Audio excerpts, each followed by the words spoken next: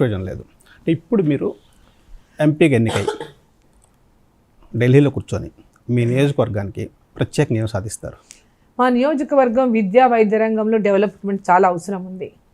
అదేవిధంగా అక్కడ skill development కూడా చాలా అవసరం ఉంది. మహబూబ్ నగర్ జిల్లాలో చాలా ఇండస్ట్రీస్ ఉన్నాయి కానీ అక్కడ ఆ ఇండస్ట్రీస్లో లోకల్ పీపుల్కి బికాజ్ ఆఫ్ దేర్ అంటే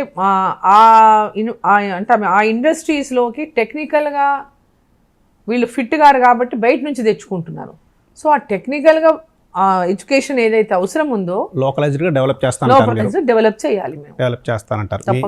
రాబోయే 5 సంవత్సరాలు అదొకటి ఎడ్యుకేషన్ పరంగా వైద్య పరంగా కూడా చాలా ఫెసిలిటీస్ చేయాల్సింది. ఇంతకుముందు కంటే ఇప్పుడు వలసలు చాలా ఆగినాయి కదండి. అంటే మహబూబ్ నగర్ అనగానే వలసలు వస్తారు అక్కడి నుంచి అంటే ఒక ప్రాంతంలో ఆగినాయి, ఇంకొక ప్రాంతంలో ఇంకా ఉన్నాయి. ఇప్పుడు ముఖ్యంగా నా మహబూబ్ నగర్ పార్లమెంట్లోనే ఇంకా వలసలు ఉన్నాయి. ఎందుకంటే ఇక్కడ ఏం చేయొచ్చు, పాలమూరు రంగారెడ్డి ప్రాజెక్టు ఆ రోజు పట్టుబట్టి తెచ్చింది దాన్ని నేనే. గట్టిగా పోరాటం చేసి దానికి సర్వే కోసం జీవో ఇప్పించింది నేనే. దాంట్లో ఏం కన్ఫ్యూజన్ లేదు. కానీ ఇప్పుడు వచ్చిన తర్వాత ప్రాజెక్ట్ డిజైన్లు ఇక్కడి నుంచి దాని అప్రోచ్ మార్చి జూరాల నుంచి తీసి శ్రీశైలం బ్యాక్ వాటర్ మార్చడం వల్ల ఈ ప్రాంతం పూరా నిర్లక్ష్యం. చాలా పోరాటం చేశాము. కానీ కేసీఆర్ గారు ఆయన తను చెప్పిందే అన్నట్టుగా వారు అనుకున్న లక్ష్యాన్ని వారు అంటే అది కూడా సేమ్ డిజైన్లు మార్చాలి, అంచనాలు పెంచాలి, దోచుకోవాలి. డబ్బు కనపడుతుంది కానీ పాలమూరు రంగారెడ్డిలో కూడా సేమ్ జరిగింది.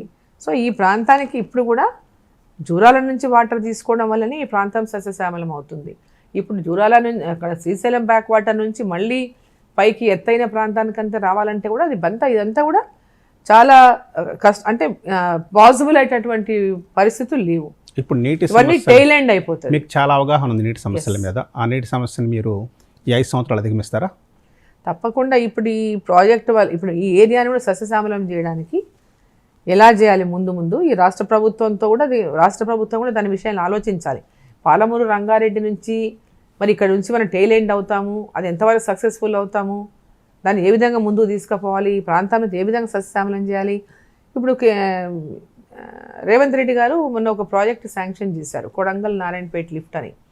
అది కేవలం ఆ ప్రాంతంలో కొంత ఏరియాకి 1,00,000 ఎకరాలకే వస్తాయి నీళ్ళు. ఓన్లీ తన నియోజకవర్గం ఉంది కాబట్టి నారాయణపేట కొడంగల్ లిఫ్ట్ అన్నారు, 50,00,000 ఎకరాలకు వస్తుంది తప్ప. దాన్ని ఎక్స్టెన్షన్ మొత్తం అన్నీ అవసరం. జడ్చర్లా కావాలి, షాద్నగర్కి నీళ్ళు కావాలి, మక్తల్లో కొంత ప్రాంతం మిగిలిపోతుంది, దేవరకద్రలో మిగిలిపోతుంది, మహబూబ్నగర్లో మిగిలిపోతుంది, షాద్నగర్ అంతా మొత్తం అట్లే ఉంటుంది. సో ఇదంతా జడ్చర్లా కొంత ప్రాంతం. సో దీనికి అంతా కూడా ఇరిగేట్ చేయడానికి ఏ రకమైనటువంటి ప్లాన్తో వెళ్ళాలి, ఆ పాలమూరు రంగారెడ్డి ప్రజెంట్ ఉన్నటువంటి ప్రాజెక్టు ద్వారా ఇదంతా చేయగలుగుతామా లేదనేది ఒకసారి నిపుణులతో కూర్చొని దీనిపైన ఒక ఆల్ పార్టీ కూడా మీటింగ్ పెట్టి ఆ జిల్లా మరి మిగతా ప్రాంతానికంతా కూడా సాగునీరు అందివ్వడానికి రైతులకు ఏ రకంగా ముందుకు పోవాలనేటటువంటి విషయంలో కూడా నేను పార్లమెంట్ మెంబర్గా మహబూబ్నగర్ నుంచి గెలిపిస్తారనే విషయం అంటే నమ్మకం ఉంది కాబట్టి తప్పకుండా దాని గురించి కృషి చేస్తాను. నీటిపారుదల అండి, మరి ఇండస్ట్రీ గురించి ఏం ప్లాన్ ఉందా? ఇండస్ట్రీస్ అక్కడ కొన్ని ఇండస్ట్రీస్ ఆల్రెడీ ఉన్నటువంటి ఇండస్ట్రీస్లో కొత్త ఇండస్ట్రీస్ రావాలి. ఇంకా స్కిల్ డెవలప్మెంట్ ట్రైనింగ్స్ సెంటర్ ఒకటి అవసరం ఉంది మహబూబ్ నగర్లో. చాలామంది యువత ఉంటారు, ఎంప్లాయ్మెంట్ కోసం అనేసి అక్కడ ఈ స్కిల్ డెవలప్మెంట్ ప్రోగ్రామ్ సంబంధించి అక్కడ ఏమి లేకపోవడం వల్ల కూడా 10th చదివిన వాళ్ళు, ఇంటర్ చదివిన వాళ్ళు, మధ్యలో చదువు వదిలేసిన వాళ్ళు. సో ఈ లాస్ట్ 10 years నుంచి పెద్ద ఎత్తున ఏం జరగలేదు. సెంట్రల్ గవర్నమెంట్ అనేక ప్రోగ్రామ్స్ ఇచ్చినప్పటికీ కూడా ఇక్కడ ఏం జరగలేదు. ఇప్పుడు మీరు ప్రత్యేక శ్రద్ధ చూపించి స్కిల్ డెవలప్మెంట్ సెంటర్ ఒకటి తీసుకొస్తారు. ఇక రాజకీయం దగ్గరకు వచ్చేటప్పటికి ఇంతకుముందు సరే ప్రధానమంత్రి వచ్చినప్పుడు చీఫ్ మినిస్టర్ గారు ఎయిర్పోర్ట్కి వెళ్ళకపోవటం, తన అసంతృప్తిని ఆ విధంగా తెలియచేయటం, ఆ రిఫ్ట్ ఉంది. ఇప్పుడు మొన్న రేవంత్ రెడ్డి గారు కొంతవరకు మార్చగలిగారు, వెళ్ళటం కలవటం దగ్గర మాకు కావాల్సినవి మేము అడుగుతాము, పోరాటం చేస్తామన్నారు. ఇది మంచి పరిణామమే కదా? తప్పకుండా. ఎందుకంటే ఏ పార్టీ అని అధికారంలో ఉండనివ్వండి, ప్రజలు ఒక పార్టీకి తీర్పిస్తారు, అధికారంలోకి వస్తుంది. బట్ వారి బాధ్యత అందరికీ కూడా అభివృద్ధిని అందించాలి, అందరినీ సమానంగా చూడాలి. సో ఇప్పుడు కూడా ఇక్కడ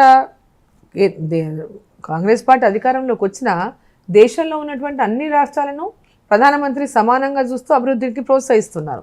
గతంలో ఇది చేశారు, ఇప్పుడు కూడా భవిష్యత్తులో కూడా చేస్తారు. అవసరమైతే ఇంకా ఎక్కువ మనం ఇక్కడ ఉన్నటువంటి మన సంబంధాలను బట్టి వాళ్ళు కూడా అదే ఇప్పుడు అంటే ఒక సత్సందం ఇప్పుడు చూస్తుంటే గత 100 రోజుల నుంచి కొంచెం ఈక్వేషన్ మారినట్టు అనిపించట్లేదా?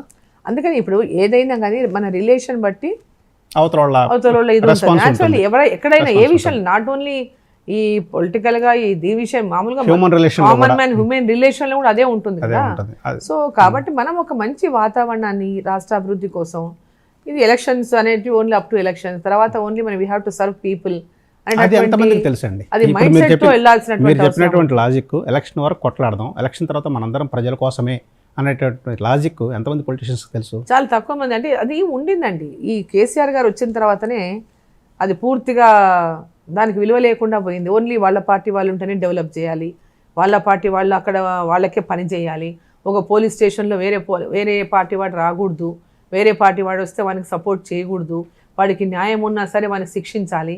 ఇదంతా కూడా ఒక వ్యవస్థ నడిచింది లాస్ట్ 10 years నుంచి. సో ఇప్పుడు కాంగ్రెస్ పార్టీ కూడా ఒకవేళ వాళ్ళు దాన్ని ఫాలో అయింది అనుకోండి, ఇప్పుడు కేసీఆర్ పట్టిన గతే పడుతుంది మళ్ళీ.